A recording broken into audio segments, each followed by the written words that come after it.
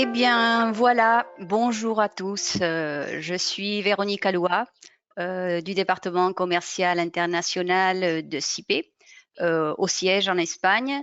Je suis accompagnée de mon collègue Agustin. Bonjour Agustin. Bonjour Véronique, bonjour à tous. Alors, aujourd'hui, nous allons traiter un module de CIPECAD, du logiciel CIPECAD. C'est le module des dalles précontraintes par post-tension. Ce module de CP4, comme je vous ai dit, est très demandé par les utilisateurs et il va vous permettre d'effectuer le dimensionnement des armatures passives des dalles précontraintes avec le calcul et des efforts de câbles de précontrainte aussi.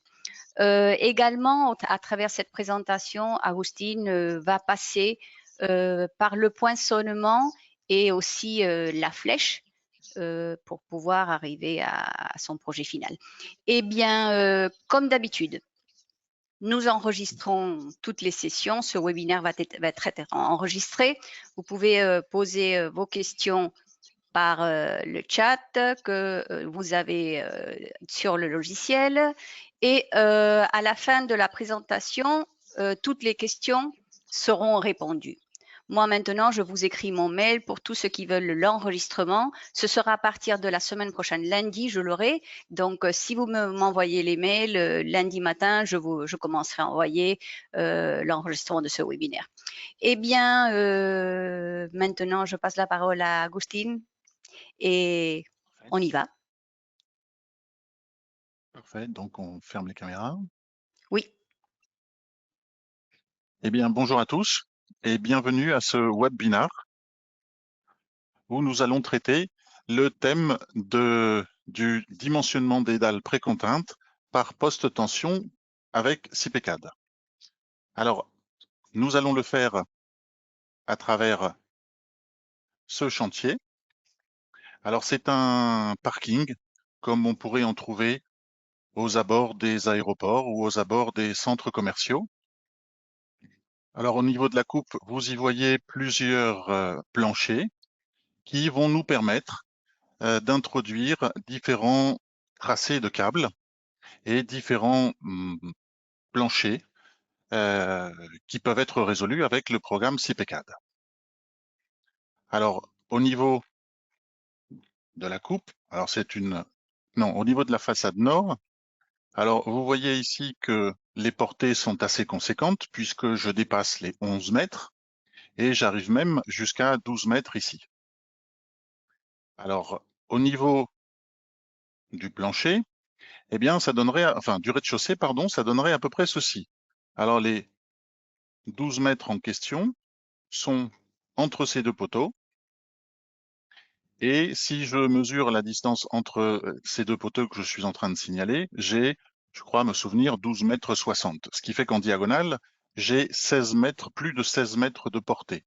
Donc, vous comprenez bien que là, les solutions traditionnelles en béton armé normal n'ont plus vraiment de sens. Et là, une solution par précontrainte avec une post-tension devient envisageable. Alors, vous remarquez ici également que certains poteaux eh bien, sont répétés. Vous le voyez ici aussi. Alors, cela veut dire simplement que ici, j'ai un joint de dilatation et nous allons justement utiliser ce joint pour entrer différents planchers sur cette partie du bâtiment et expliquer tout le module et tout le programme de CIPECAD qui vous permettra de rentrer la post-tension. Et une fois que tout ceci sera compris, en fait, il suffirait de faire exactement la même chose de l'autre côté, puisque la dynamique serait identique. Alors, avant de passer au programme proprement dit, je pense qu'il est important de savoir ce que l'on peut faire avant de savoir comment le faire. Alors, le programme CIPE-CAD permet une introduction de la précontrainte par post-tension pour les planchers réticulés, puisque par chaque nervure, vous pourriez introduire un câble actif, mais également pour les planchers de poutrelles coulées sur site, puisque là, chaque poutrelle aurait son câble. mais également et bien évidemment pour les planchers dalles. Alors, comme solution possible, on pourrait faire par exemple une distribution uniforme des câbles dans une direction, comme vous le voyez là, et reposer tout ça sur des poutres ou des voiles. Alors ici j'ai mis des poutres, mais ça pourrait très bien être des voiles minces ou des voiles en béton. Je pourrais également procéder à une distribution concentrée des câbles, comme vous le voyez là, dans une direction, et laisser l'autre direction avec un ferraillage passif. Ça serait tout à fait possible aussi. Je pourrais également réaliser une distribution concentrée des câbles, donc c'est-à-dire la même chose que tout à l'heure, mais cette fois, au lieu de laisser un ferraillage passif ici, je pourrais imaginer un ferraillage réparti dans l'autre direction. Ce serait tout à fait possible aussi. Je pourrais également réaliser une distribution concentrée des câbles sur les deux appuis, pardon, sur les deux directions, et laisser en milieu une sorte de dalle pleine appuyée sur 4 côtés, avec un ferraillage passif. Je pourrais également faire la même chose, mais au lieu de laisser entre les mains du ferraillage passif exclusivement ces parties centrales, je pourrais très bien y placer une distribution répartie de câbles actifs. Ça, c'est tout à fait possible aussi avec CPCAD. Et je pourrais, là, bien évidemment, répartir dans les deux directions des câbles actifs et obtenir une sorte de damier. Alors, ces dispositions que je vous propose ici et que j'ai présentées juste maintenant sont, à mon avis, les plus courantes. En tout cas, je me suis inspiré des écrits de Henri Tonnier, qui est un professeur aux Ponts et Chaussées à Paris, mais bien que maintenant ça s'appelle Paris Tech, mais non, aux Ponts et Chaussées, non, aux Arts et Métiers, pardon, aux Arts et Métiers, et aussi de la littérature de l'École Polytechnique de Lausanne. Donc, ce sont des planchers qui sont très fortement habituels et que l'on peut résoudre avec CPCAD. Alors cette fois, je vous propose de rentrer dans le programme, et pour cela, je vais directement à CPCAD, nouveau. Alors je vais donner un nom. Alors je ne vais pas me lier au BIM Server Center, bien que je pourrais. Je vais utiliser un ouvrage vide. Ça sera beaucoup plus flexible pour introduire les planchers et surtout pour la présentation. Et pour ceux qui connaissent déjà CPCAD, cette fenêtre est une fenêtre par laquelle nous devons forcément passer. Et sinon, je l'explique. Ceux qui découvrent le programme, ici, vous avez la possibilité de déclarer les normes, c'est-à-dire vous pourriez choisir ici entre une multitude de normes en fonction des matériaux que vous sélectionnez ici. Ici pour les aciers, le bois, l'aluminium, etc. Je pourrais maintenant présenter mes matériaux. Alors, s'agissant d'une précontrainte, je vais prendre un bon béton, un C35, c'est tout à fait raisonnable. Mais vous voyez que je pourrais choisir entre même encore des bétons avec des caractéristiques encore plus améliorées. Bien, au niveau des aciers passifs, je vais prendre un S500 et un 500 pour les boulons. Alors, ça serait pareil si j'avais des profilés métalliques. En ce qui concerne la précontrainte, il m'intéresse de vous montrer les états limites, puisque bien que cette fenêtre soit une simple formalité, mais elle donne accès à ce que fait le programme aux états limites ultimes. Et vous voyez ici apparaître la précontrainte, le PK, avec son coefficient. Alors PK ici, action de précontrainte. Et vous avez les coefficients partiels de sécurité, aussi bien dans les cas favorables que défavorables, pour chacune des situations envisagées par la norme sélectionnée. Alors ici, vous avez toujours égal à 1, puisque connaissant parfaitement la valeur de la précontrainte, la norme n'oblige pas à aggraver le coefficient de sécurité. Bien, ça serait pareil pour l'ELS, ici.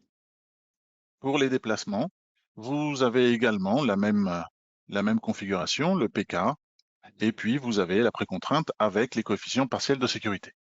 Bien, voilà ce que fait le programme. Alors, j'accepte ici. En ce qui concerne les hypothèses additionnelles, alors, vous voyez que le programme, par défaut, va avoir le poids propre, les charges permanentes, puisque ici j'ai un 1, et par défaut, les charges d'exploitation. Je n'ai pas la précontrainte activée, ce qui est normal, puisque le programme ne peut pas savoir si vous allez en introduire. Mais dès que vous allez tirer votre premier câble, ce 0, automatiquement, va s'actualiser et va se mettre à 1. Donc en fait, ici, il n'y a rien à faire, à part juste déclarer la catégorie d'utilisation, puisque je ne suis pas en habitation et zone résidentielle, mais je suis en type F, puisque c'est un garage. J'accepte. Et donc, comme je disais, ce 0 automatiquement changera. Alors, j'accepte. Et puis ici, j'ai terminé, en fait. Je peux accepter. Bien, il s'agit maintenant de présenter les niveaux. Alors, introduction, niveau, nouveau niveau. Alors, je vais choisir libre, puisque je vais introduire un plancher différent pour chaque étage. J'ai 3 niveaux.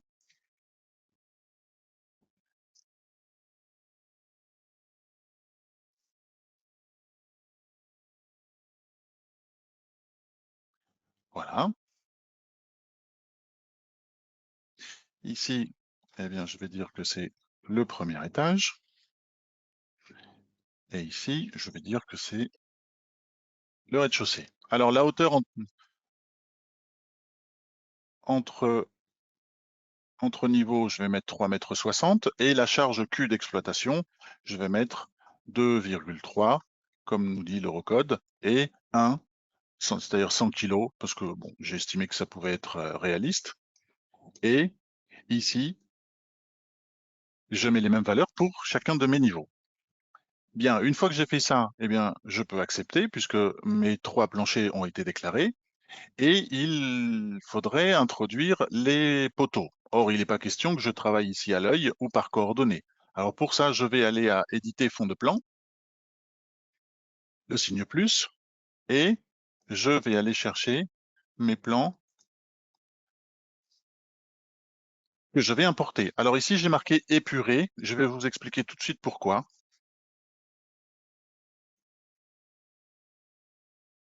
Alors, le programme fait sien cette information. J'accepte. Et en fait, épuré, tout simplement parce que là, par exemple, je suis en train de vous montrer le rez-de-chaussée, mais j'ai enlevé tous les calques qui étaient totalement inutiles pour cette présentation et pour l'introduction de la structure. Et surtout parce que quand je vais faire des zooms comme ça, quand je vais me rapprocher ou m'éloigner, je serai beaucoup plus réactif. Plus le plan est chargé en informations, plus euh, vous risquez d'avoir une actualisation de votre écran un peu lente. Mais ça dépend beaucoup de l'ordinateur que vous utilisez. Bien, une fois que ceci est fait, je suis allé un peu vite, je reviens ici, et là, ce dont j'ai besoin, c'est d'actualiser mes vues de groupe. C'est-à-dire que les groupes que j'ai créés à partir de CIPECAD et les vues, en tout cas les plans de l'architecte. Donc, pour mon deuxième étage, j'aimerais bien voir le plan de l'architecte du deuxième étage. Pour mon premier étage, j'aimerais bien voir le premier étage.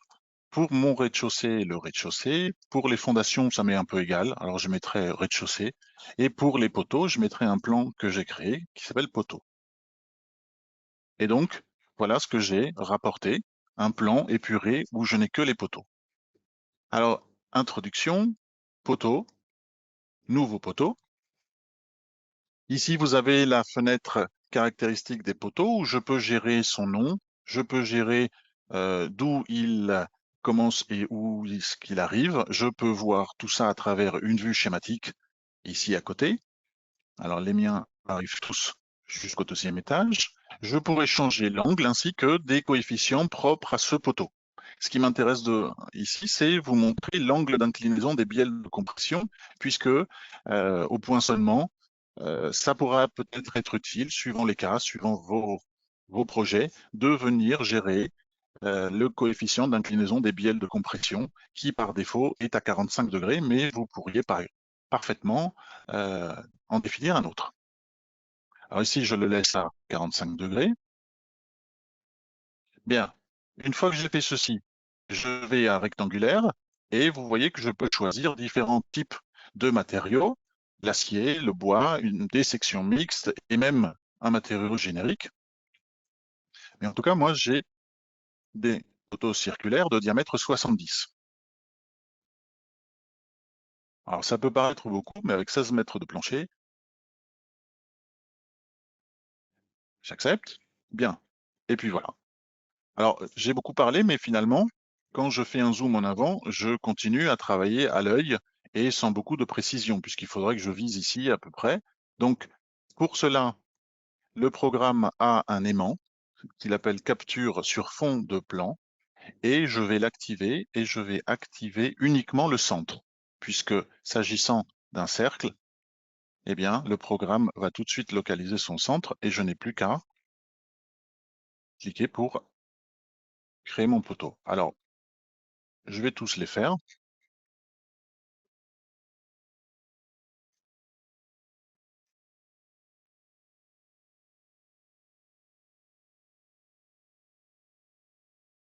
Voilà, plus que 2 rangées.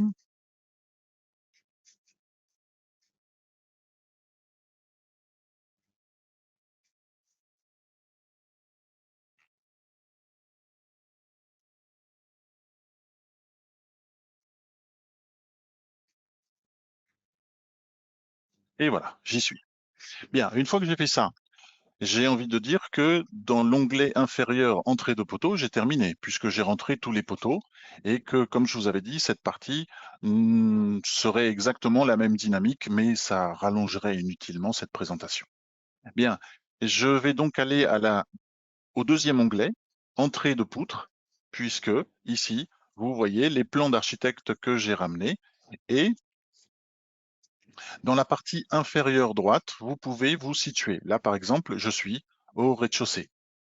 Alors, pour cela, je vais aller au menu poutre, entrée poutre, et je vais prendre, alors je vais utiliser plusieurs poutres puisque j'ai 3 planchers, mais là, par exemple, je vous propose une poutre en retombée de 70 par 70. Alors, plus dans l'esprit de vous montrer différentes solutions. Alors ici, j'ai un point rouge qui m'indique ce que je suis en train de charger et je ne suis pas obligé d'aller de poteau en poteau. Je peux aller tracer en fait mes portiques.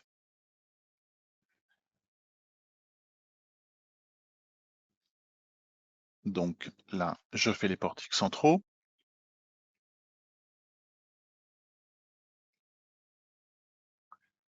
Et en fait, là, j'ai terminé mon introduction de poutre.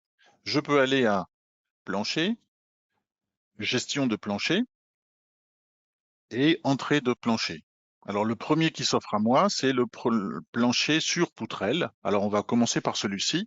Vous voyez que j'ai différents types de poutrelles possibles, mais le seul qui va me permettre de rentrer un câble, c'est le plancher de poutrelle coulé sur site. Alors je n'en ai aucun prédéfini, il faut que j'aille au signe plus pour le créer. Alors je vais lui donner un nom. Je peux créer l'entrevue à travers le signe plus. Et là, par exemple, je vais l'appeler entrevue. Je peux choisir le matériau qui m'intéresse le plus et changer sa géométrie. Alors ceci est juste une vue pour comprendre ce que veut dire le A, le B, le C, le D, mais vous n'aurez pas ici d'actualisation. Vous l'aurez dans quelques secondes. Alors moi, je vais prendre un entrevue avec ses caractéristiques qui, en fait, va me donner cela. Alors si vous n'êtes pas convaincu ou vous vous êtes trompé, il suffirait d'éditer cet entrevue et de le changer. Vous verriez tout de suite les modifications apportées.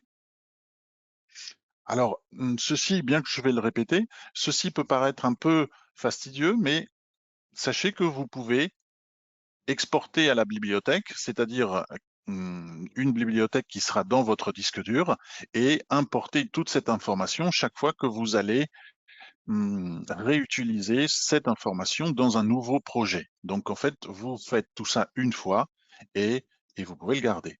L'anthrax va être de 80, ce qui fait que je vais avoir une poutrelle de largeur 20. J'accepte, j'accepte. Je clique sur la zone où je veux mes poutrelles et sur une poutre pour que les poutrelles soient parallèles. Je vais copier et je vais tout copier. Et comme ça, je m'assure que les poutrelles se regardent bien l'une face à l'autre. Et comme ça, j'ai vraiment une continuité des moments et des aciers négatifs. Alors ici, j'ai presque envie de dire que c'est terminé. Là, vraiment, je peux passer à la post-tension, puisque j'ai un menu exprès pour ça, post-tension. Et la seule chose que je peux faire pour l'instant, c'est valider les options. Alors, cette fenêtre est une fenêtre qui va permettre au concepteur de commencer à prédimensionner son ouvrage. Alors, on va expliquer tout ça. Alors, la valeur numéro 1 ici, c'est-à-dire cette distance, la distance dans le cas d'un porte-à-faux, ou lorsque les poteaux sont très rapprochés, a été déclarée à 2 mètres. En fait, lorsque vous avez des poteaux très rapprochés, il est très fortement possible que vous n'ayez pas une portée suffisante pour y déployer un tracé habituel avec 2 paraboles, l'une convexe et l'une concave. Et donc, tout simplement parce qu'il y a un rayon de courbure du câble, et donc le programme, par défaut, a considéré que 2 mètres est la distance minimale pour un tronçon droit. Mais vous pourriez très bien le changer. Tout ceci est paramétrable. Alors ici, le 0,10, en fait, c'est un ratio, c'est un pourcentage, et c'est cette partie que je suis en train de signaler, le 2 ici et le 2 là. En fait, c'est la distance entre les points les plus hauts des câbles et les points d'inflexion. Alors cette distance-là va représenter 10% de la longueur de la travée. Donc la parabole ici supérieure et la parabole supérieure de chaque côté vont déjà vous prendre 10%, parce qu'ici vous avez mis 0,10. De la même façon, la longueur de tronçon droit, c'est-à-dire la partie 3 ici, eh bien, va représenter 10% de la longueur totale de votre travée.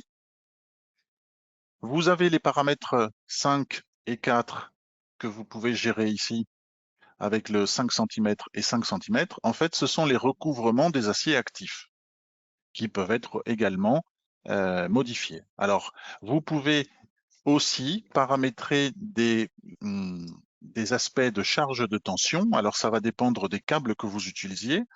Par exemple, la limite élastique caractéristique et la résistance caractéristique. Alors, j'ai dit les câbles, mais également des recommandations si vous souhaitez suivre certaines recommandations et certains écrits, surtout des codes américains ou des eurocodes. Vous pourriez également traiter les pertes instantanées et les pertes différées en fonction du procédé que vous allez utiliser sur votre chantier. Alors là, il faudra se rapprocher de votre distributeur de câbles, j'entends. Bien, une fois que tout ceci a été accepté et que je laisse par défaut, j'accepte. Alors, le programme me permet cette fois d'introduire des câbles. Alors, je vais utiliser les câbles répartis. Ma séparation va être 80 cm, puisque c'est ma séparation entre poutrelles. Je pourrais ici jouer sur des ancrages actifs ou passifs, ça va dépendre. Alors, il en faudra au moins un actif, mais le concepteur pourrait choisir. Ceci, la position de l'ancrage, je l'explique tout de suite, sauf que pour pouvoir le faire, il faut d'abord que je présente des câbles, puisque le programme n'en a pas par défaut, il suffit de les créer. Alors, je vais appeler celui-là T1, adhérent. Alors, je vais avoir un nombre de câbles égal à 3, une section de cordon de 140, le rayon de courbure de 1,50 m. Alors, ces valeurs sortent de fabricant. Ici, j'ai pris un bon acier. Et ici, par contre, j'ai une longueur de gaine, pardon, une largeur et une hauteur un peu différentes puisque j'ai 55 et 20. Bien, j'accepte. Donc, je l'ai là. Je vais en créer un autre pour pouvoir alterner. Donc, cette fois, il va être non adhérent. Ici, il se trouve que ces paramètres sont très bien réglés. La seule chose qu'il faudrait que je change, puisque j'ai une gaine beaucoup plus fine, puisque c'est un câble non adhérent, j'ai une largeur et une hauteur de 25. Donc, j'accepte. Et comme je vous disais, ceci, une fois que vous avez créé les câbles que vous utilisez dans votre pays ou dans votre zone géographique, vous pouvez les exporter et les réimporter lorsque vous en avez besoin. Donc cette introduction se fait une seule fois. J'accepte. Et là, j'ai de quoi introduire mes câbles. Alors je vais prendre le type T2 et je vais enlever l'aimant parce qu'il va m'embêter. Et donc là, je vais introduire mes câbles simplement en disant de où à où. Et c'est fait. Les câbles ont été introduits. Par contre, vous avez tout un arsenal ici d'options qui sont apparues et je vais aller tout de suite à éditer un câble. Alors, je prends n'importe lequel, par exemple celui-ci. Vous voyez que je suis en type T2. Alors, j'explique tout de suite cette partie que j'avais laissée tout à l'heure, puisque vous voyez, si je fais un zoom là, si je change l'angle, eh bien, alors ça va être très rapide, hein, je vous demande de regarder ici, puisque c'est en temps réel. Si je mets 5 degrés, vous voyez que le tracé de mon câble va changer. Donc je peux ainsi régler l'angle de l'ancrage, alors que je vais laisser à 0, mais également, si vous considérez que 5 cm c'est trop près du parement supérieur, eh bien, je peux mettre 15 cm et vous voyez que tout de suite, ça s'est déplacé et les valeurs de la précontrainte sont également actualisées puisque ça se fait en temps réel. Bien, je n'insiste pas trop pour l'instant sur ces valeurs parce qu'en fait, le tracé du câble n'est pas du tout celui que je souhaite. Le programme doit être accompagné puisque je considère que ces portiques sont des appuis et j'aimerais bien que le tracé les respecte. Alors pour cela, j'ai introduire ligne de flexion. Alors je vais l'introduire à 5 cm par défaut, c'est ce que me disait cette fenêtre, et je vais dire eh bien, que là, et de ce poteau à ce poteau-là, c'est-à-dire sur chaque portique, j'ai vraiment un appui.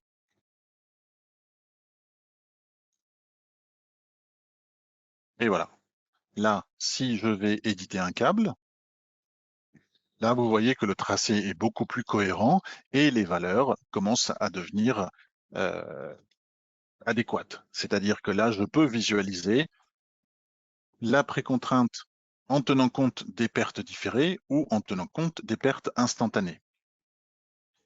Donc, une fois que j'ai fait ceci, bien que je reviendrai sur cette fenêtre, j'accepte et j'ai presque envie de dire que là, pour ce plancher, si j'en avais d'autres identiques, par exemple cette partie à côté, ben, ça serait exactement pareil. Bien, je vous propose de monter de plein d'étages et de réaliser un plancher réticulé. Alors pour cela, je vais à poutre, entrée poutre, et comme nous avions utilisé les poutres en retombée, cette fois on va utiliser des poutres plates, par exemple. J'accepte. Alors de la même façon, je vais faire mon périmètre extérieur. J'ai un point d'interrogation qui veut simplement dire que j'ai un périmètre fermé et que ça serait bien que je présente un plancher. Alors gestion de plancher, entrée plancher, et vous voyez que le réticulé, il est là. Plancher réticulé.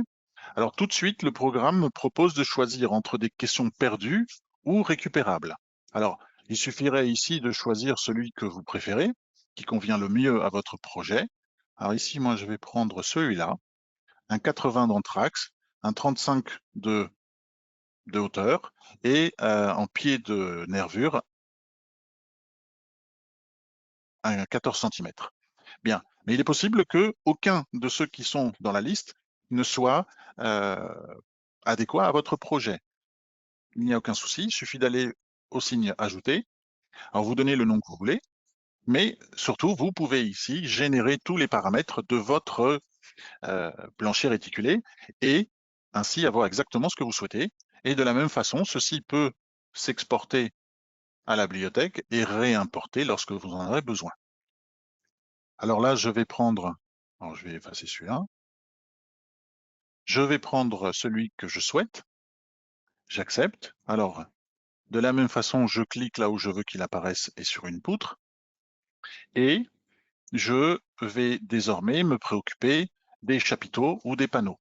Alors, plancher, panneau, générer panneau, et c'est tout.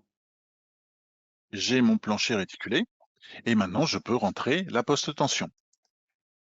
Poste tension, poste tension. Alors cette fenêtre, je n'ai pas le choix. Il faut que je passe par là. Comme je l'ai expliqué, donc je vais juste accepter cette fois, puisque c'est exactement la même. Je vais également cette fois répartir mes câbles, avec introduire câble réparti. J'ai la même séparation. Je vais laisser ici les mêmes paramètres, un type T2, parfait. Alors, je vais rentrer exactement de la même façon mon premier jeu de câbles.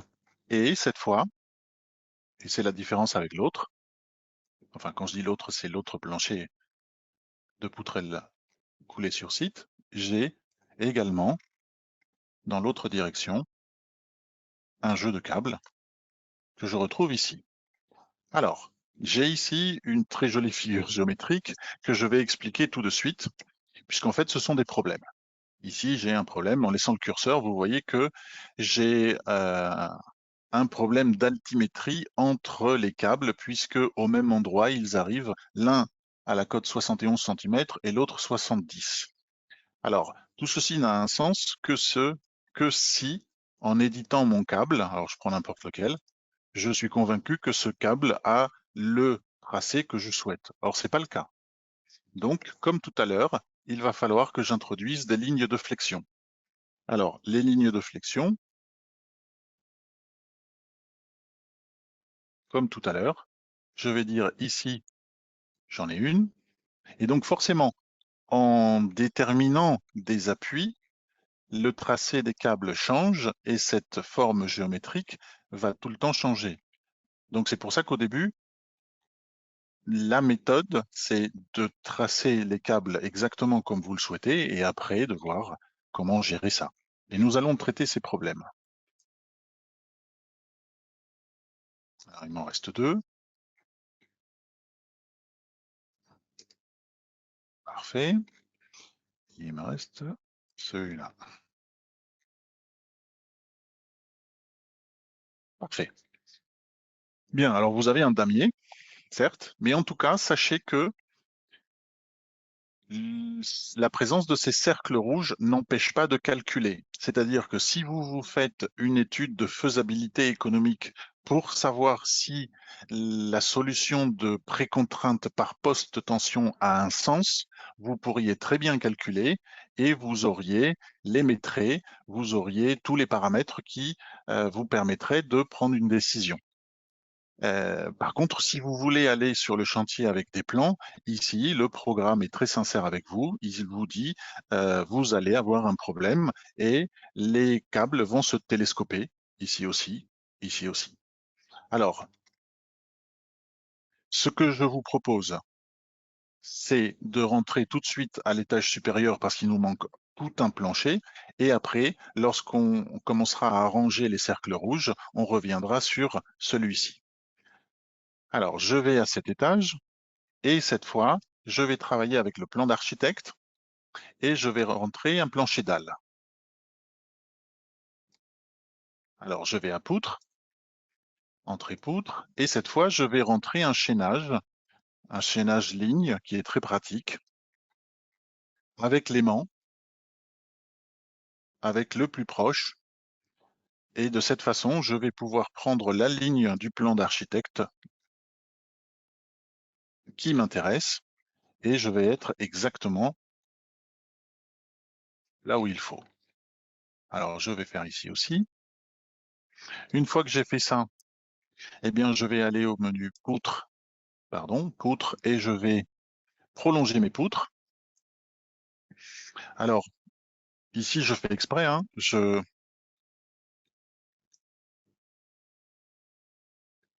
dépasse franchement mon plan parce que finalement, ce que je suis en train de faire ici implicitement, c'est de rentrer, enfin de remplir ma matrice de rigidité. C'est pas un simple dessin.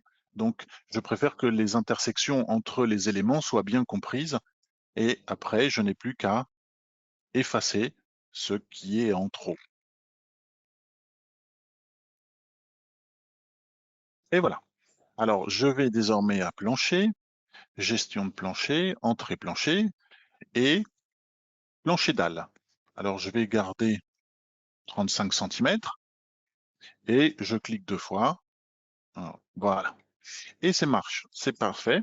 J'ai mon plancher dalle et je vais pouvoir parler de la poste tension. Alors, poste tension, il faut encore que je valide les options. Parfait. Et cette fois, je vais rentrer des câbles concentrés. Alors, je vais en rentrer 3, enfin par paquet de 3, avec une séparation de 30 cm. Mais ça, disons que chaque concepteur, pour chaque projet, entrera ce qu'il considère. Je vais entrer le type T1, puisqu'il est de bien meilleure qualité que le 2. Et vous voyez ici que, alors je vais activer l'aimant, et cette fois, je vais prendre intersection. De cette façon, je vais vraiment choisir des points bien précis. Euh, Juste une chose, et je suis allé un peu vite. En introduction de câble, vous voyez là une ligne verte qui correspond à une ligne de flexion. En fait, lorsque je trace des câbles concentrés, j'ai la possibilité de rentrer également la ligne de flexion. Alors pour certains cas, ça peut être très pratique, ça fait gagner du temps. Dans mon cas, je ne souhaite pas, car comme vous le voyez, ici, ma ligne de flexion est ici. Or, moi, j'aimerais bien qu'elle soit sur le poteau. Alors, ce que je vais faire, c'est effacer ces 3 câbles, effacer la ligne de flexion, et on recommence. Introduire câble concentré, et cette fois, je désactive cette option. Finalement, je me suis trompé, mais c'est tellement fréquent que ça vous serait arrivé également, et comme ça enrichit la présentation. Bien, vous voyez que ici, je n'ai plus cette ligne de flexion qui m'embêtait. Et par contre, ce que je voulais vous dire, c'est que là, vous voyez sur le plan d'architecte 3 petits traits. En fait, ces traits me servent pour tracer précisément mes câbles de la même façon que aurait fait, par exemple, ou que j'aurais fait s'il s'agissait d'un béton armé traditionnel. J'aurais réfléchi où mettre les poteaux, où tracer mes portiques. Et bien là, également, pour la post-tension, j'ai fait pareil.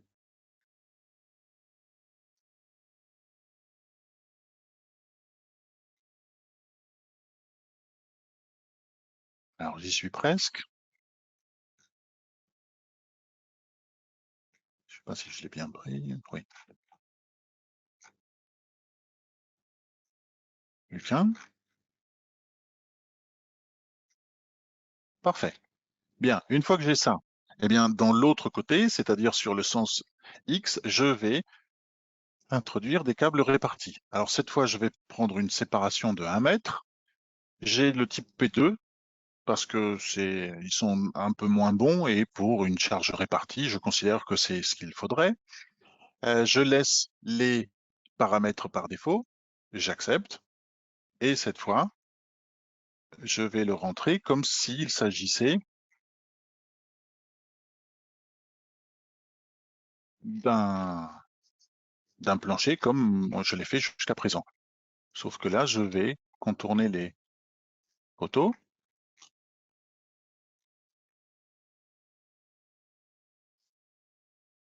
Vous voyez également que les cercles rouges apparaissent, hein, c'est tout à fait normal. Et voilà. Donc, ça pourrait être un plan que l'on enverrait sur un chantier, puisque la distribution a été réfléchie. Par contre, si j'édite, vous voyez que j'ai toujours la même histoire avec mon tracé. Alors, je vais aller cette fois à introduire ligne de flexion, sauf que cette fois, parce que j'ai décidé que la ligne de flexion ne devait pas accompagner mes câbles concentrés, je la trace exactement là où je veux. Parfait.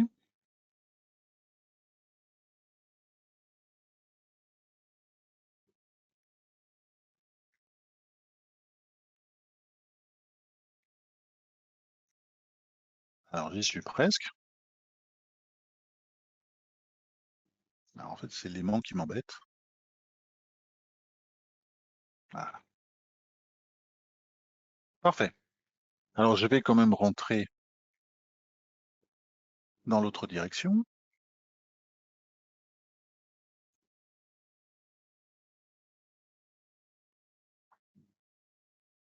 Et ça y est, le tour est joué. Je vais éditer pour me convaincre que ce que j'ai fait est exactement ce que je souhaite. J'ai ici, comme tout à l'heure, je vous disais, la possibilité de voir les charges de post-tension avec les pertes différées ou instantanées, exactement comme pour n'importe quel plancher, quelle que soit la distribution. Et vous voyez que les points rouges apparaissent ici aussi. Les points rouges sont l'équivalent des cercles lorsque je vois mon plancher. Alors, on va commencer à les arranger. Alors, il y a quand même quelque chose que je souhaiterais vous dire, puisqu'il est possible de bouger des ancrages, hein. Ça, c'est tout à fait possible. Et comme ça, vous pouvez créer des trémies, par exemple euh, celle-ci. Vous pouvez également quelque chose de très fréquent, parce qu'il est vrai que là, j'ai un plancher très cartésien, hein, c'est vraiment un maillage, mais je pourrais, par exemple, rentrer des câbles concentrés. Alors ici, je vais laisser 3, mais par exemple, avec une autre direction. J'ai pas besoin de suivre les axes X, Y. Alors ici, j'ai les cercles rouges parce que euh, l'un dérange l'autre, mais vous voyez que là, je pourrais très bien même créer des câbles au niveau du plancher. Alors chaque fois, il faudrait que dans mes plans finaux, j'ai les détails adéquats pour ce genre de démarrage, mais je pourrais au niveau de CPCAD introduire mes câbles avec beaucoup plus de liberté. Également, des câbles à l'unité, c'est-à-dire rentrer câble concentré et n'en rentrer qu'un seul. Et ainsi, si vous avez un plancher avec une courbure parce que vous avez un porte-à-faux, un balcon qui est arrondi, eh bien, vous pourriez également rentrer un par un vos câbles. Alors, je reviens à ces cercles rouges, puisque édicté câble, vous voyez que là, j'ai un souci. Là, j'ai un problème d'altimétrie. Alors, pour cela, je vais éditer ce câble-là et je vais maintenant parler de cette partie puisque je l'ai un peu zappé. Et vous avez ici les paramètres généraux qui étaient les pourcentages que vous aviez choisis en acceptant les options. Et donc, c'est pour tout l'ouvrage. Vous pourriez les paramétrer juste pour ce câble avec des valeurs différentes. Ça serait possible. Ça serait encore des pourcentages ou des ratios. Donc, l'idée serait la même. Mais ce qui m'intéresse, c'est ceci, ces paramètres spécifiques, parce que ce que je vais pouvoir faire en cliquant dessus, c'est vraiment choisir la travée avec laquelle je veux travailler. Et par exemple, si je clique sur cette petite travée qui a été créée parce que j'ai introduit une ligne de flexion, eh bien, vous voyez qu'en n'ayant pas 2 mètres, mais plutôt 70 cm, par défaut, le programme m'a mis un tronçon droit, ce qui est tout à fait logique parce qu'ici, je n'aurais pas pu développer un tracé habituel. Alors, j'accepte. Par contre, ici, j'ai 2 problèmes. J'en ai 2 là, et de l'autre côté aussi. Alors, et de ce côté-là aussi. Donc, ce que je vais faire, alors je vais faire un zoom parce que tout ça, c'est en temps direct, enfin en temps réel, pardon. Je clique dessus et vous allez me dire c'est à peu près pareil, mais à la grande différence, c'est que ici je n'ai plus des pourcentages. Ici, je mets exactement la distance qui m'intéresse. C'est-à-dire que là, vous voyez, mon mon tracé vient se télescoper avec ces deux câbles en perpendiculaire, alors je vais décider de remonter ces deux câbles. Pardon, de remonter ce tracé-là pour éviter les deux câbles. Alors, il s'agit de retoucher les paramètres 2 et 6, c'est-à-dire la distance du point d'inflexion. Comme il s'agit de remonter, par exemple, je vais mettre 2,60 m, enfin 250 cm, 2,5 m, et j'accepte. Alors, ça va aller très vite. Je vous demande de regarder ici, et c'est fait. Le tracé a été remonté et je sors de la zone d'influence de mes câbles. Alors, je suis sincère avec vous, c'est du tâtonnement. Moi, ici, quand j'ai commencé ce chantier pour bien le préparer, eh bien, j'ai essayé avec 200, 210, 220, 240, 250. Un autre concepteur pourrait très bien dire, moi, je mets 240, et il aurait eu ça. Alors, il le frôle, et il pourrait très bien prendre la décision de baisser ce câble. Donc ça, chaque concepteur ici est libre vraiment et à la main sur le tracé. Alors, je vais terminer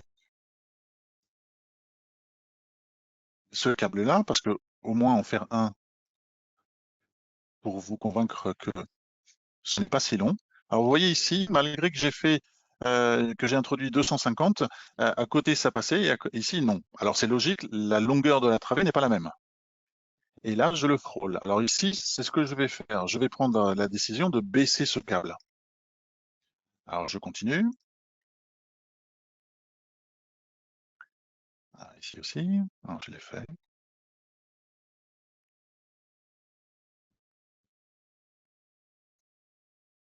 Ouais, je l'ai fait celui-là. Non. Et il me reste celui-là. Parfait. Et j'accepte. Alors ici, ces problèmes ont disparu. De ce côté-là aussi, il reste ce que je vous disais, un télescopage. Alors je vais éditer ce câble-là maintenant. Je vais aller chercher le même paramètre, des paramètres spécifiques. Et vous voyez que là, il s'agit de baisser le câble. Donc, au lieu de 132, je vais mettre 100. Et c'est arrangé. Et l'idée est la même. Alors, vous voyez que le cercle a disparu. Alors, je vais le faire ici parce que après, je vais vous présenter quelque chose. Alors voilà, vous voyez que le câble est descendu, le cercle disparaît.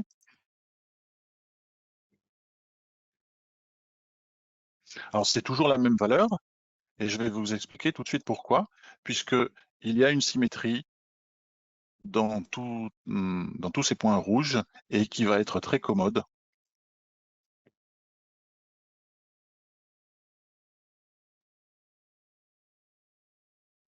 Parfait, plus que 3.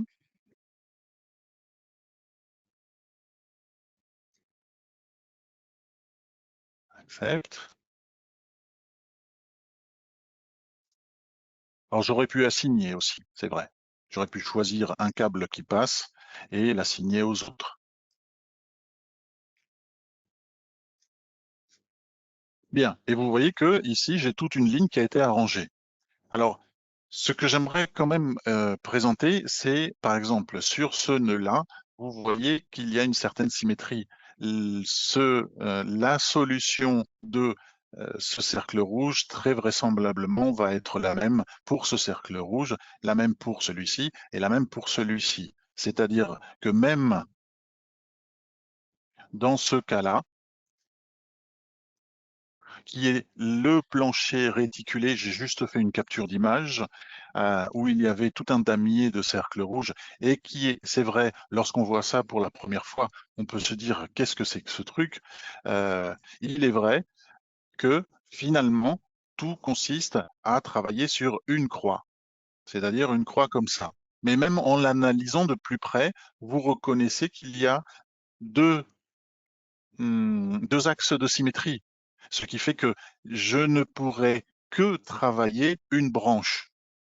C'est-à-dire que là, j'ai compté, je crois que j'en ai 16, 16 cercles rouges. J'ai 16 cercles rouges à travailler puisque très vraisemblablement, les solutions seront identiques pour la branche supérieure et pour les deux autres branches, ne serait-ce que par symétrie. Par exemple, si je prends ce cercle rouge, eh bien, la solution sera identique pour celui-là et identique pour ces deux-là. Et ayant résolu avec un cercle rouge 4 cercles de cette étoile, eh bien, il est fortement probable que cette solution qui était dans ce petit coin-là serve pour toutes les autres, pour toutes les autres étoiles. Donc finalement, ça se limite à travailler ceci. Donc c'est très flexible quand même. C'est pas voir ça, c'est pas non plus quelque chose de c'est pas du tout anormal et je l'ai fait en direct devant vous. C'est quelque chose de très rapide. Par contre, sachez que l'on peut tout de même calculer. Et donc ici, c'est une question de temps. Il faudrait arranger les plans si c'était des plans de chantier. Alors ici, je vais aller à calculer. Alors pour éviter de perdre quelques minutes, puisque ce chantier va me prendre 4-5 minutes pour calculer, je vais aller chercher un chantier déjà calculé, qui est exactement le même. Alors je le passe en revue avec vous. La seule chose que j'ai fait, c'est rajouter une trémie, pour vous montrer qu'il est possible aussi d'avoir la présence réaliste d'une trémie ici conséquente, puisque c'est une trémie d'escalier. Et je vais continuer ici. Alors, une fois que j'ai calculé, je peux passer à l'onglet inférieur, Résultats, et je peux aller au menu Courbe enveloppe, déformer, et il s'agit maintenant de comprendre si ce que j'ai demandé comme calcul correspond à ce que je souhaite construire. Alors ici, j'ai un facteur que je vais augmenter pour y voir plus clair. C'est pas forcément très visible puisque j'ai plusieurs planchers en même temps, mais en tout cas, j'ai une échelle de couleurs qui va m'aider à comprendre la déformée ici selon l'hypothèse simple et le poids propre. Alors quand j'ai dit que c'est pas forcément très visible, il suffit de cliquer voir plancher réticulaire et ça devient déjà beaucoup mieux. Alors, j'ai un facteur 200, c'est pour ça que c'est aussi ondulé, mais il y a encore mieux, je peux voir une animation qui va m'aider à comprendre et à tourner l'ensemble pour voir comment se comportent mes planchers. Alors, pour y voir encore mieux, il y a un volume de découpe, ici là où j'ai laissé mon curseur. Je place mon curseur maintenant un petit peu dans un coin pour pas trop déranger, et je vais juste délimiter la zone de travail qui m'intéresse. Et là, je vais pouvoir analyser si les déformations sont celles que je souhaite. Là, par exemple, je suis en train de projeter les déformations selon l'hypothèse du poids propre pour le réticulé. Alors, je pourrais faire la même chose pour les pertes instantanées dues à la précontrainte ou totale. Ça serait exactement la même dynamique. Je vais à animation. Je vais sur mon volume de découpe. Je me mets dans un coin. Et puis là, je vais juste visualiser le même plancher que tout à l'heure et j'ai les déformations dues à la précontrainte en tenant compte des pertes instantanées. Comme ça, je peux voir le balancement. Bien, une fois que j'ai fait ceci, je peux aller par exemple à l'onglet inférieur isovaleur. Et là, nous allons parler des flèches, puisque avoir un plancher si fin, puisqu'il a juste 35 d'épaisseur, avec des portées de 16 mètres, la flèche, c'est un des gros problèmes de ce type de plancher. Alors ici, vous voyez tout de suite avec l'échelle de valeur ce qu'il se passe. J'ai les déplacements suivant Z avec l'hypothèse du poids propre. Je pourrais également voir les ELS, mais disons que ici, je vais laisser le poids propre, puisque je peux également voir ce qu'il se passe au niveau de la précontrainte. Alors, je vais aller sur cette option, puisque je vais pouvoir voir les valeurs moyennes dans une bande. Alors, je vais avoir par exemple une bande de 1 mètre, et là j'ai choisi les ratios, mais je pourrais choisir autre chose. Alors les ratios, par exemple, pourquoi pas, les inférieurs dans la direction X. Alors si je clique sur un point du plancher, je peux voir la consommation d'acier suivant, c'est-à-dire inférieure suivant la direction X, sur le plancher. Je peux voir également, par exemple, les efforts. Alors tout ça, il s'agit de vous convaincre si ce que vous avez calculé est ce que réellement vous souhaitiez. Et s'il n'y a pas une erreur à l'introduction des paramètres. Là, par exemple, je vais voir les efforts, les moments en X suivant le poids propre. Alors je reclique et je peux consulter cette hypothèse. Je peux, par exemple, sans bouger le curseur, puisque je n'ai pas cliqué à nouveau sur le plancher, je peux voir exactement sur la même ligne les efforts de précontrainte et comme ça estimer le balancement que fait le programme, puisque là vous auriez le balancement avec le poids propre et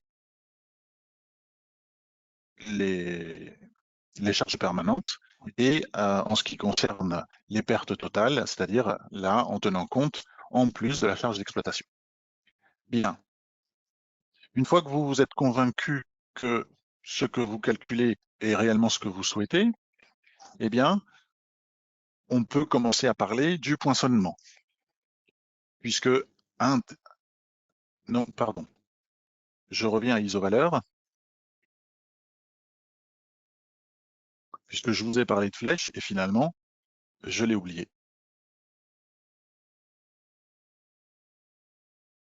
Alors, pour la flèche, je reviens à isovaleur et je vais justement ici, flèche entre deux points, pardonnez-moi.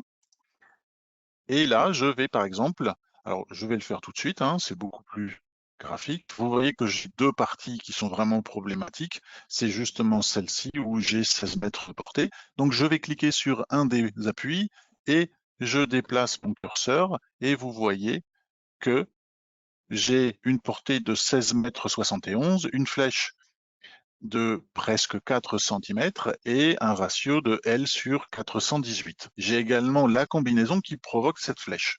Alors là, il s'agit que chaque concepteur accepte ou pas la flèche qu'il a et agisse en conséquence. Là, moi, pour un plancher de garage, c'est largement suffisant. Même, j'ai presque envie de dire, si ça avait été un plancher d'habitation, ça aurait été suffisant. Bien, et comme ça, il s'agirait, par exemple, je pourrais très bien le faire entre ces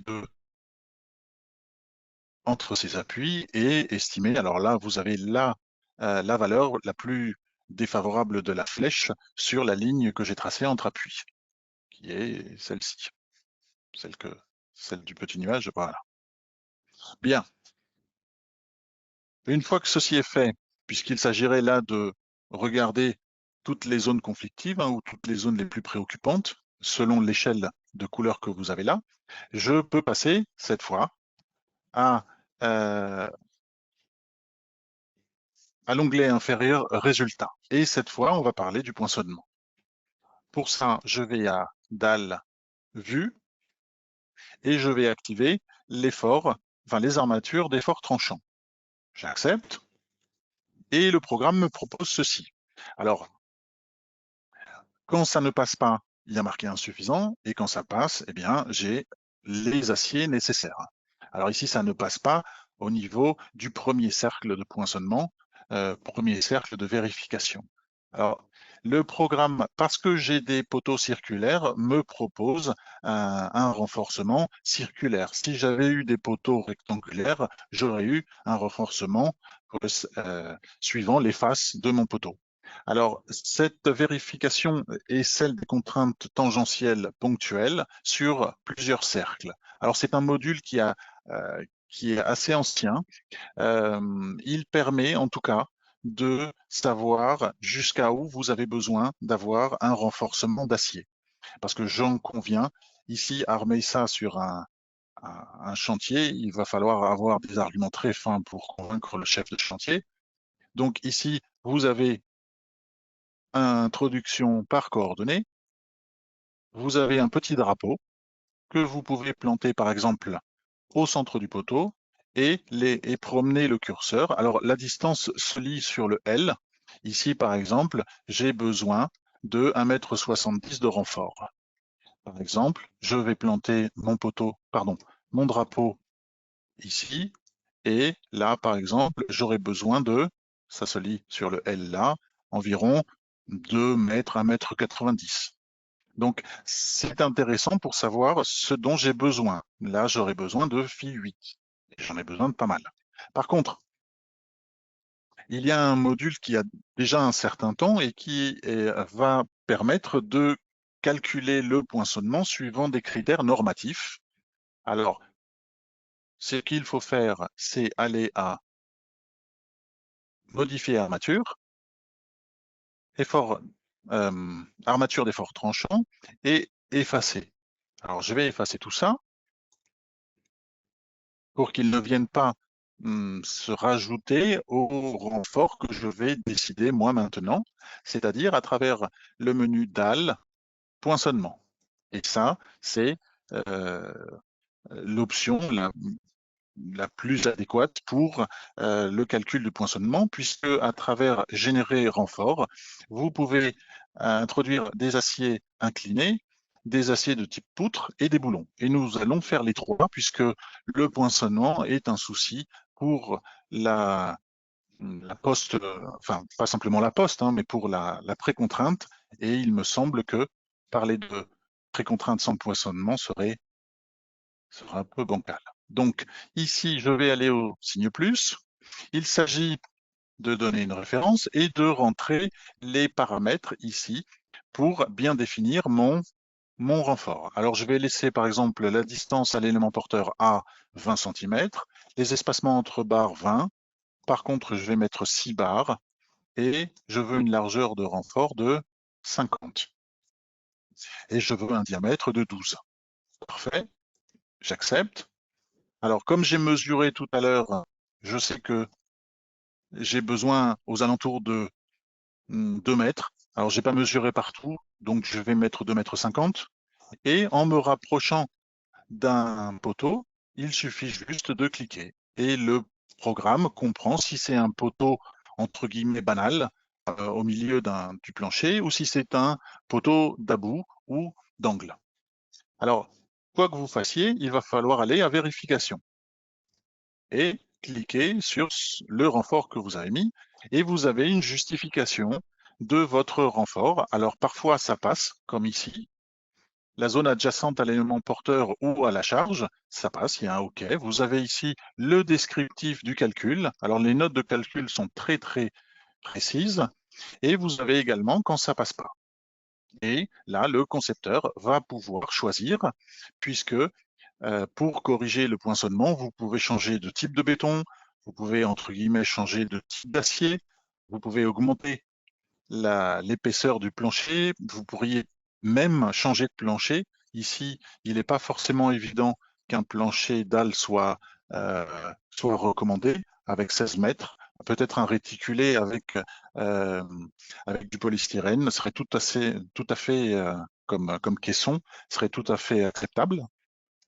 Mais disons que le programme là va vérifier votre solution. Il ne va pas vous en proposer une et vous laisse la main. Par exemple ici, je vais corriger la distance entre la face du poteau et le premier renfort. Il me dit que 20 cm, oui, 20 cm, c'est trop. Alors j'accepte. Je vais à éditer renfort. Je vais l'éditer. Je vais encore une fois l'éditer. Et si ça passe pas avec 20, ben ça passera avec 15. Je vais essayer puisque ça passait avec 158. J'accepte. J'accepte, je revérifie. Et là, vous voyez que ce problème a été arrangé. Et il s'agirait de faire la même chose pour le reste. Alors, on va continuer, on va essayer de le faire passer. Alors, je vais rajouter un renfort. Ici, ajouter renfort. Je vais rajouter le nœud que j'ai créé. Et cette fois, je peux décider de créer, à partir du centre, une sorte d'étoile pour bien récupérer le poinçonnement. Je vérifie. Et vous voyez que le deuxième problème est passé. Maintenant, il faudrait régler celui-ci. Mais la dynamique, disons, est la même. Toutes ces justifications peuvent s'obtenir également d'une façon complète, avec voire liste complète. Alors, il s'agit en fait d'un petit fascicule, puisqu'il y a 9 pages, mais là, vous avez exactement la justification de calcul. Alors, quand ça passe pas, vous l'avez aussi, ce qui permet de travailler sur papier également. Alors, une fois que j'ai fait ça, j'aimerais vous présenter en générer renfort les renforts d'armature de poutre type. Alors, je vais aller en créer un. Je vais dire qu'il s'appelle par exemple AA. La largeur va être 50. Et en fait, ce que je vais faire, c'est générer cette partie bleue. Et au lieu que les axiers soient inclinés, là, ils seront droits. Mais disons que la dynamique est la même. Je vais mettre 6 barres. Alors, il me demande de rentrer un diamètre. Je vais mettre un diamètre 6. La disposition des aciers transversaux, là, vous voyez mes 6 barres supérieures, mes 6 barres inférieures. Et là, le concepteur peut mettre ce qu'il souhaite. Alors là, c'est vraiment lui qui décide. Là, par exemple, il pourrait très bien faire ceci, s'il considère que c'est ce qu'il faut. Ou, par exemple, faire cela et rentrer une épingle droite, par exemple, ici. Alors, je vais laisser celui-là, par exemple. J'accepte. Je vais rentrer le diamètre des câbles et des épingles, et je vais en mettre, par exemple, tous les 10. Tous les 10. J'accepte. La distance par rapport à l'élément porteur est déjà de 250, et l'idée est exactement la même. Il s'agit de cliquer sur un poteau et de vérifier. Alors ici, il me reste toujours cela, la dynamique serait la même. Je vous propose d'aller voir les boulons. Alors, pardon, je suis allé un peu vite. J'ai cliqué sur boulon. Alors, je recommence. Je clique sur boulon et j'ai un fabricant. Mais sinon, je pourrais très bien ajouter mes boulons suivant la zone où je suis. Je lui donne une référence. Alors, je vais garder les mêmes paramètres, pourquoi pas. La seule chose que je vais changer, c'est la hauteur du boulon, puisque j'ai 35 cm de plancher. Je vais laisser le facteur de limitation de la capacité portante à 1,5, comme me demande la norme. Alors, j'accepte. J'accepte. Alors ici, si vous aviez plusieurs boulons, c'est la même histoire. Vous pourriez très bien tout basculer sur votre disque dur et récupérer tout ceci en important de la bibliothèque. Donc, l'introduction des boulons se fait une fois. J'accepte. Vous voyez ici que je peux jouer sur le nombre de fils. Je vais en mettre par exemple 3. Alors, je peux, suivant les directions X, Y ou suivant les coins. Alors, les coins ici, ça va pas du tout être efficace puisque j'ai un poteau circulaire. Mais si j'avais un poteau rectangulaire, j'aurais également les coins déjà introduits. Et le jeu serait vérification, et je vois ce qui se passe. Alors, je vais quand même en faire un pour que vous soyez convaincus que de la méthodologie, disons. Alors, je vais cette fois ajouter un renfort à travers un boulon, mais cette fois, je vais le faire en éventail. Et je vais rentrer 12 fils. 12, pourquoi? Parce que 12 fois 30, ça fait 360, et 360 degrés, ça fait un tour complet. Donc, alors, je vais quand même rentrer le boulon que je souhaite. J'accepte. Et quand je vais introduire bien, mon renfort, là, je suis vraiment certain de vraiment couvrir toute l'aire de poinçonnement et Je vais vérifier. Alors déjà, j'en ai un peu moins. J'ai toujours cet affreux périmètre critique qui m'embête, et il m'embête pas mal. Mais disons que là, j'accepte et je vais éditer mon renfort. Je vais l'éditer une nouvelle fois. Et là, en fait, je vais prendre un boulon amélioré avec un agrément technique européen qui va me permettre d'avoir un coefficient bien meilleur. J'accepte, j'accepte, je vérifie et ça passe. Alors, il est naturel que pour des portées si grandes, il faille utiliser des matériaux d'une noblesse plus exigeante que s'il s'agissait d'un simple béton armé et d'une dalle. Ça, c'est tout à fait normal. Et donc, un des trucs comme concepteur, c'est de jouer sur ce paramètre-là. Alors évidemment, si votre fabricant a cet agrément technique, mais de toute façon, c'est habituel. Par exemple, Peiko l'a. Bien, une fois que j'ai fait ceci et que tout mon poinçonnement fonctionnerait avec cette distribution en éventail, eh bien, j'ai presque envie de dire que la précontrainte par poste tension a été introduite, puisque je peux vous la montrer ici. Ici, j'ai la répartition de mes câbles et j'ai résolu les flèches et le poinçonnement. Alors, je peux aller à récapitulatif à travers l'imprimante et j'ai accès à des informations qui ont un sens par rapport aux éléments que j'ai introduits. Par exemple, le poste tension va me présenter un petit dossier où je vais pouvoir avoir de façon très précise et organisée par étage ce que j'ai mis, les charges transmises et le métré. Là, vous avez les matériaux. Alors, pour le rez-de-chaussée, ce que j'ai mis et où, puisque ça va par coordonnées, et également les charges transmises par le câble. Alors, pour l'étage 1, où il y a un peu plus de variété, puisque j'ai des aciers dans les deux directions, j'ai des charges transmises. Surtout que celui-là, j'avais mis la trémie de l'escalier. Donc, il y a un peu plus de valeur calculée. Mais disons que le jeu est là. Vous pouvez avoir un rapport exprès pour la post-tension. Quelque chose de très intéressant, ce serait d'aller voir le poinçonnement. Mais quelque chose d'encore plus, ça serait les ratios. Parce que très souvent, il est normal de calculer, surtout pour ce genre de chantier, de faire une étude de faisabilité. Et donc, vous avez déjà, sans forcément avoir besoin de résoudre les points rouges, vous pouvez avoir un ratio de l'ouvrage très précis par étage du coffrage, de la surface, des volumes, des kilos de barres passives et actives, et ainsi décider si la faisabilité économique a un sens, puisque là, vous avez le total.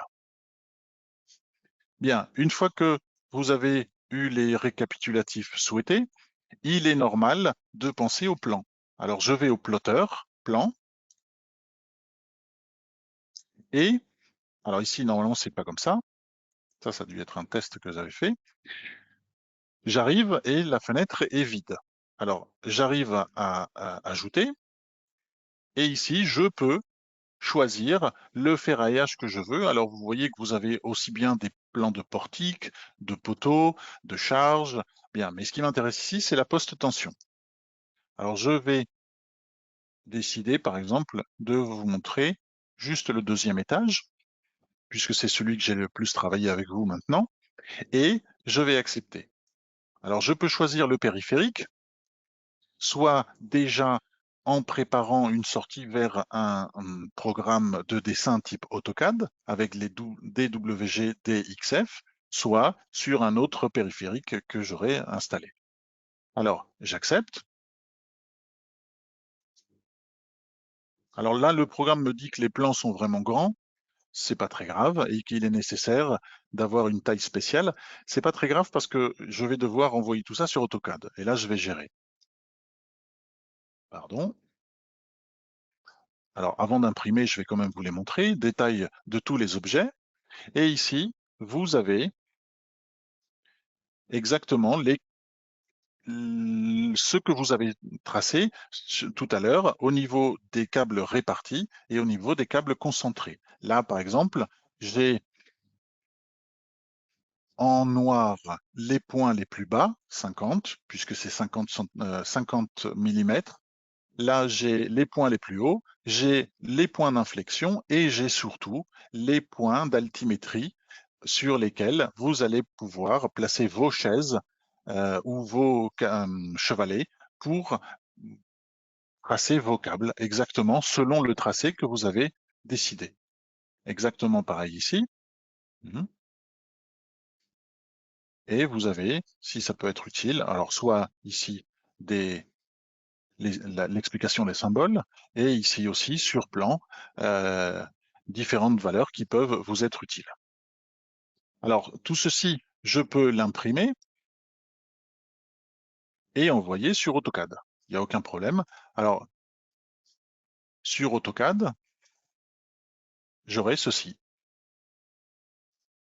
Alors vous voyez que, alors je souhaite vous le montrer parce que en fait, chaque élément que vous avez ici à l'écran fait partie d'une couche, et après la gestion de ces couches est aussi simple que celle d'un plan quelconque d'architecte. Donc vous pouvez changer les couleurs, la forme, peu importe, le nom, tout ça après, disons que c'est le règne d'AutoCAD. Donc en ce qui me concerne, je suis passé d'un plan comme ça à travers CP et la poste tension, où vous pouvez introduire des aciers actifs répartis ou concentrés pour après tout pouvoir basculer sur AutoCAD et avoir des plans terminés. Donc, en ce qui me concerne, j'espère que l'explication a été convaincante. Merci, Agustine. Excellente présentation, comme d'habitude. Merci. Maintenant, on va passer aux questions.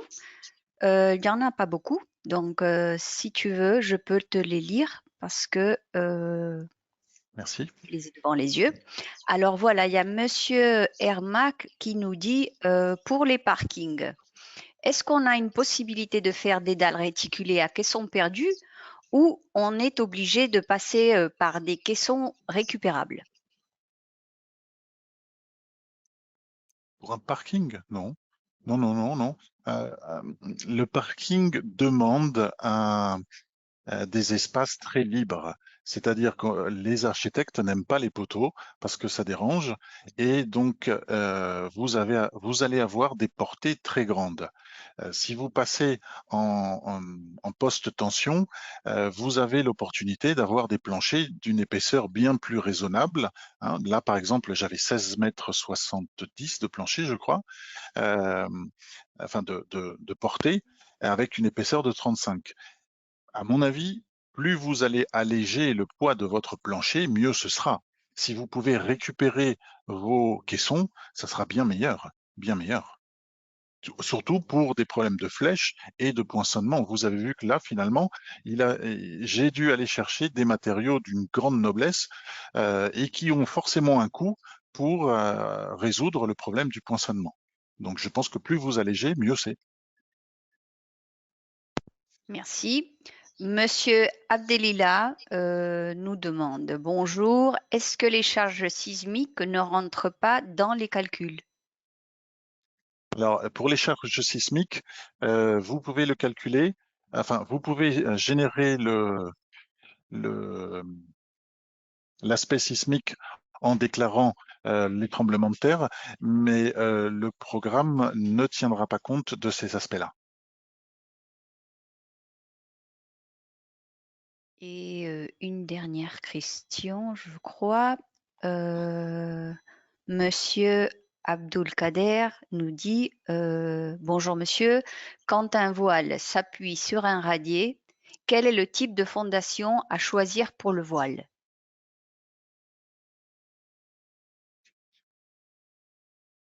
Ok, je vais reprendre la main si vous me le permettez. Enfin, la main, disons que je vais relever la caméra. Alors, en fait, que ce soit un voile ou que ce soit un poteau, il faudrait aller à introduire, poteau. Alors, ça serait pareil, hein, puisque votre voile aurait une fondation et il s'agit plus de parler de fondation.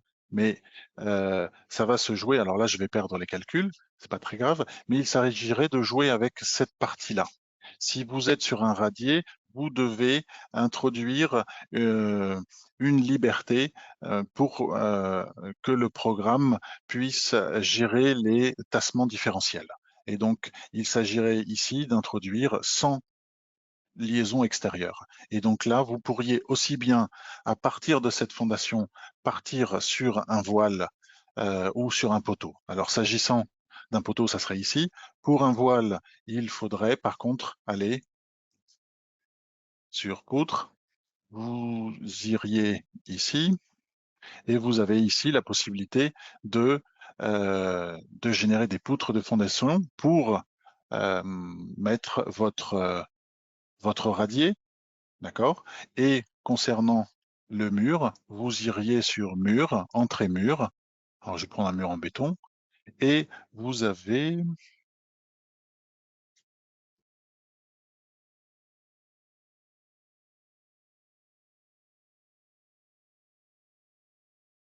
Exactement, ici.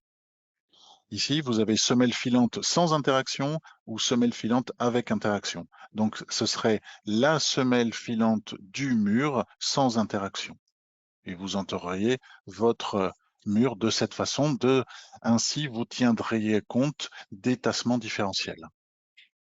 Par contre, j'aimerais revenir sur la question précédente. J'ai un doute sur le sisme.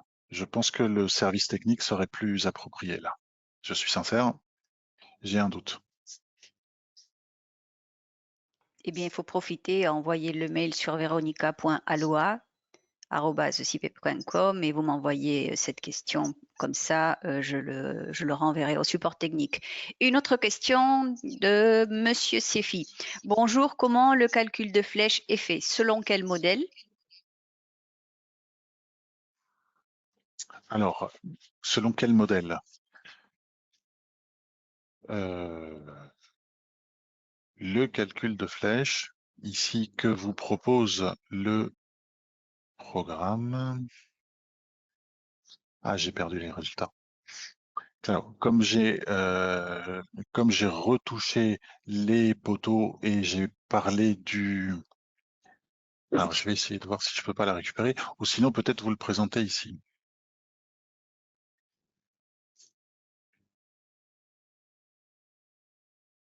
J'espère.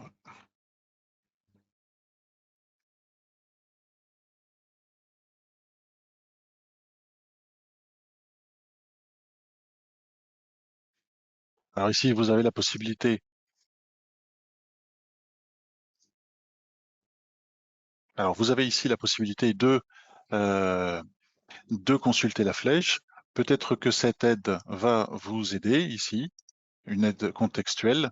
Sinon, comme c'est un thème très très sensible, puisque la flèche, c'est un des thèmes cruciaux pour des planchers si minces, la page web de CIP Ingénieur sera beaucoup plus précise, beaucoup plus parce qu'il vous présentera comment est traitée la flèche séquente, comment est traitée la flèche tangente et quels sont surtout les coefficients, parce que pour être sincère, hum, euh, les fondateurs de CIP ont écrit une thèse il y a déjà quelques années et c'est justement le sujet de leur thèse. La thèse d'un des fondateurs parle des planchers réticulés et des flèches. Et donc, dans les aides de la page web, il y aurait beaucoup plus d'informations que ce que je peux apporter ici. Je suis très sincère, mais là, ça serait beaucoup plus précis.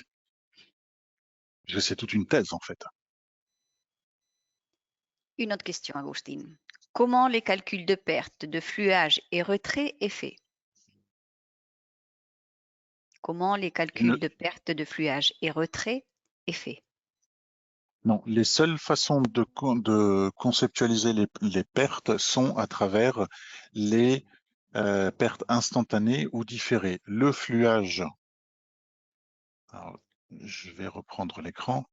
Le fluage serait,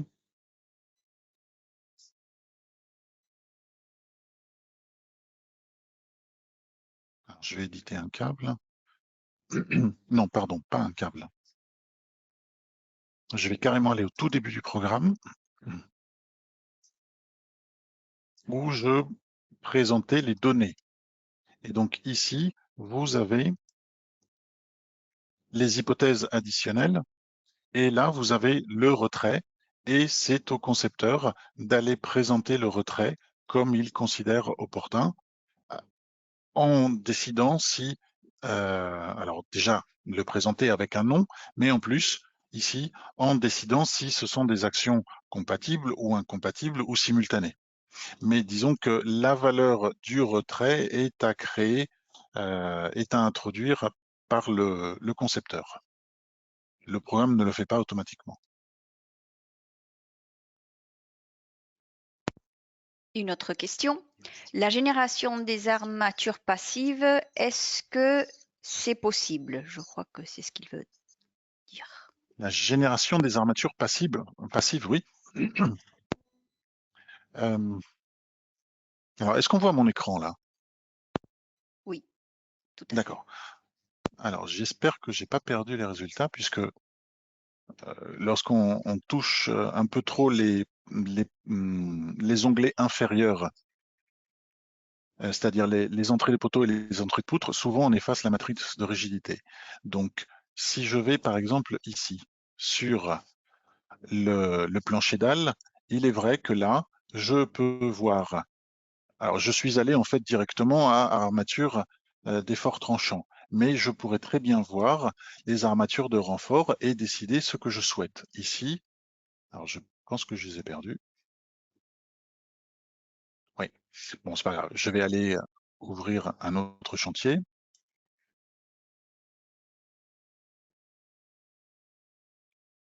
Alors, c'est le même que celui que j'ai utilisé, sauf que, voilà. Alors ici, je vais aller à armature de renfort et je vais décider de voir les armatures, par exemple, supérieures. Alors, pourquoi ça marche pas?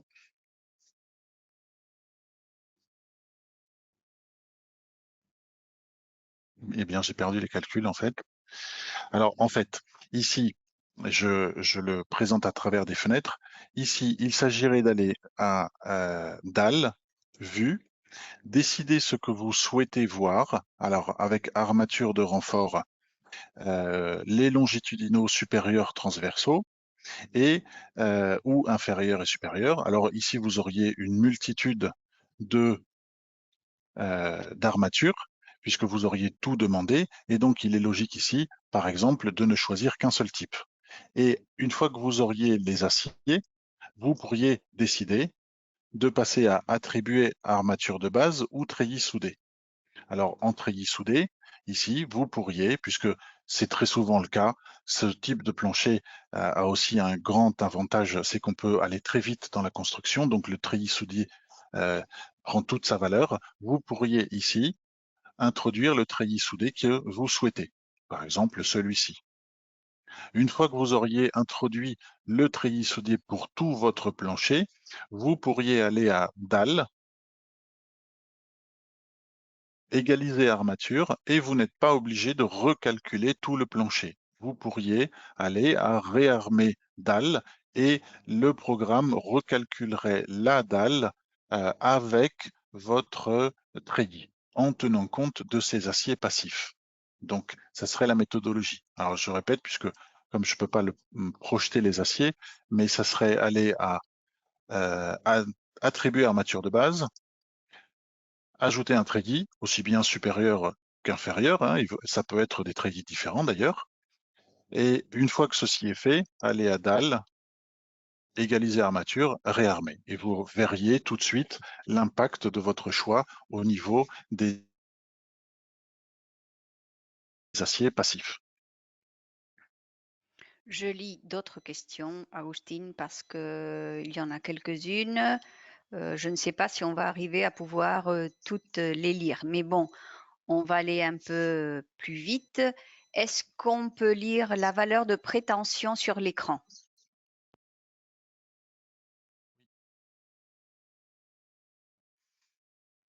Oui, vous avez ici la possibilité de voir charge visible. Alors, il faut qu'elle soit visible et surtout vue. Et là, vous avez la possibilité de voir les charges des tirants précontraints. Il s'agirait d'accepter. Et bien tiens, ils apparaissent. Puisque là, en fait, je n'ai pas besoin d'avoir le chantier calculé. Alors, je le calculerai, mais ça prend 5 minutes, 5-6 minutes. Et là, vous avez exactement les valeurs de la précontrainte, aussi bien différées que totales, exactement les mêmes que si j'étais passé par ce menu, post-tension, et éditer un câble. Donc là, par exemple, si je clique sur celui-là, ces valeurs-là, aussi bien en perte différée qu'en perte instantanée, eh bien, vous pouvez les avoir à l'écran. Alors, s'il y a une valeur numérique qui change, c'est tout simplement parce qu'il y a un arrondi. C'est tout. Ici, il est possible que vous ayez 6, moins 6, 60 au lieu de moins 6, 62. Mais ça serait la méthode. Allez à charge, vue, et puis demander ici, voir charge des tirants post-contraint. Voilà. Une autre question de Monsieur Achak. Comment schématiser les lignes de flexion en cas de distribution de portiques irrégulière? Ah, alors je vais enlever ça, sinon ça va faire trop d'informations. Les lignes de flexion, de la même façon que les câbles, vous n'êtes pas obligé de suivre un maillage bien rectangulaire. Vous pouvez simplement, par exemple, faire ceci. Voilà, j'ai créé une ligne de flexion. Alors, je vais avoir autant de cercles rouges que aura provoqué de changement cette ligne de flexion dans mes câbles, mais je pourrais très bien ici aller d'appui en appui et générer une ligne de flexion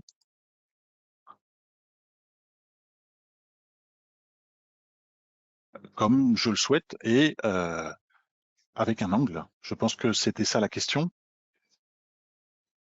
Et forcément, le tracé va changer. Alors ici, je sais pas trop ce que ça va donner, mais oui, vous voyez, ici, le tracé a changé et malgré tout, je n'ai pas eu de problème dans mon rayon de courbure. J'ai pu générer, mais ça serait la méthode en fait. Une autre question, Agustine. Bonjour. Est-ce que la précontrainte peut être appliquée sur un radier en béton armé? En théorie, non. En théorie, non. Parce que viennent se greffer des poussées sur la partie inférieure du radier et il faudrait voir si lors de l'introduction, les résultats sont conformes à à ce que vous espérez.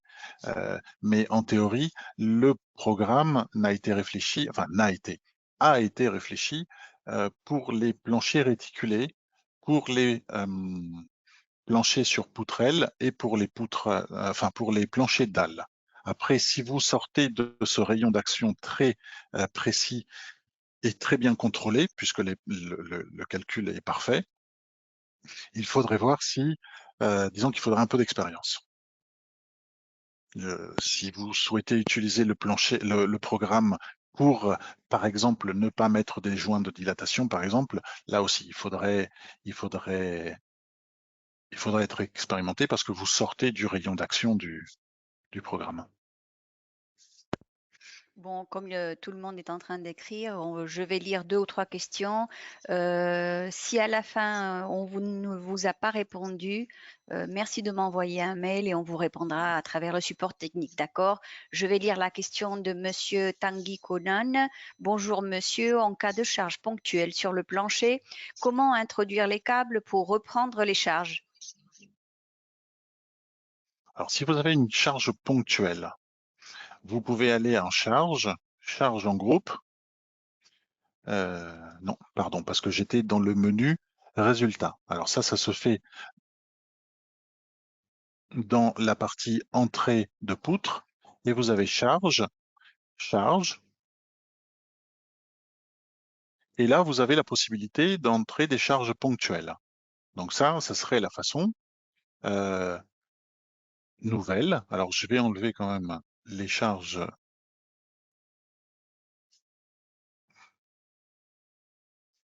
Je vais enlever ça parce que ça fait trop d'informations. Voilà. Alors, charge ponctuelle. Et il suffirait ici de cliquer et mettre la valeur avec l'hypothèse que vous considérez adéquate. Là-dessus, ça serait la façon de rentrer les charges ponctuelles. Maintenant, si la question est je souhaite vérifier mon plancher parce que la norme me demande de vérifier des charges de poinçonnement ponctuelles, ça serait pas comme ça. Ça serait, il faudrait aller à entrée de poteau. Alors là, comme j'ai un peu rentré des câbles et des lignes de flexion un peu pour répondre aux questions, j'ai une fenêtre avec plein d'incidences, mais il faudrait aller à introduction, aller au niveau des poteaux. Au niveau des poteaux, il faudrait aller ici à amorce. Alors là, au niveau des amorces, et là ça reprend la question sur le mur et les voiles et le type de fondation. Il faudrait déclarer une liaison sans liaison extérieure et la déclarer, par exemple, ici, je vais dire qu'elle est au 2e étage. Donc, je suis en train, en fait, de créer un endroit où je vais pouvoir déclarer des forces. Alors, j'accepte. Alors, par exemple, si je considère que je veux le calculer ici, je vais le présenter là. Je l'ai. Il faudrait que je retourne sur entrée de poutre. Je l'ai ici. Alors, je suis toujours ici dans mon 2e étage, hein, je le vois ici en bas. Il faudrait que donc j'ai cette amorce qui n'est pas un poteau, mais je l'ai là. Et donc, à travers l'entrée des poteaux, je pourrais, ici en bas, alors je le développe, ici, entrée charge en tête.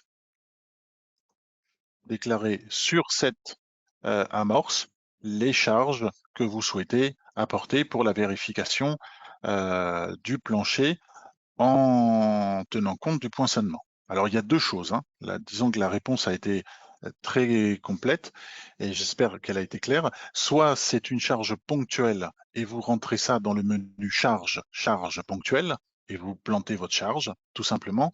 Soit c'est une question qui est reliée à un poinçonnement et là, il faudrait introduire une amorce et charger l'amorce pour que le poinçonnement soit pris en compte lors du calcul. Et la dernière question, parce que nous n'avons plus le temps, il y a quelqu'un qui attend pour un nouveau webinaire. Comment choisir entre une distribution continue de câbles et concentrée? Laquelle des 2 propositions est la plus économique? Merci. Oh, ça dépend beaucoup.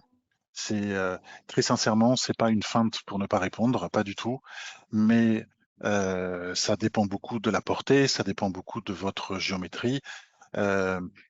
Vous avez vu que finalement rentrer la géométrie et les câbles de précontrainte, c'est pas si long, surtout que le programme permet de calculer malgré la présence de des points rouges. Donc, il suffirait en fait de prendre 5 minutes, de calculer et de regarder l'aide, enfin le récapitulatif du ratio. Par contre, quelque chose qui peut peut-être vous aider, et je crois que je l'ai là. Alors, c'est un petit document qui a été écrit, alors c'est un document en français, c'est un document de vulgarisation, mais c'est quand même d'un très très bon niveau, puisque vous avez ici, ça a été édité par les travaux publics, la Fédération des travaux publics, et les auteurs de ce document sont entre autres celui dont je vous ai cité tout à l'heure, professeur de l'école des arts et métiers, et c'est un petit ouvrage d'une 70aine de pages qui permet de se fixer des idées sur justement des thèmes de conception. Alors pourquoi les dalles précontraintes, comment les réaliser, et des études aussi sur le dimensionnement. Alors ça c'est l'idée que j'ai eue en voyant ce document. C'est pour ça que j'ai pensé à faire un parking, puisque ça a été un parking réalisé en France. Mais il y a quelque chose de très intéressant, c'est le prédimensionnement au niveau des épaisseurs. Donc là, en fonction aussi de vos portées et avec ce document, pardon, je pense que vous auriez une réponse très précise sur cette question. Eh bien, voilà. S'il y a des questions qui ne sont pas répondues, merci de m'envoyer un mail. Je l'ai mis sur le chat, veronica.aloa@cipe.com. Merci Agustine, comme d'habitude. Merci Véronique. Merci beaucoup. On vous souhaite à tous une très bonne journée et à la prochaine. Merci à tous. Merci. Au revoir à tous. Au revoir.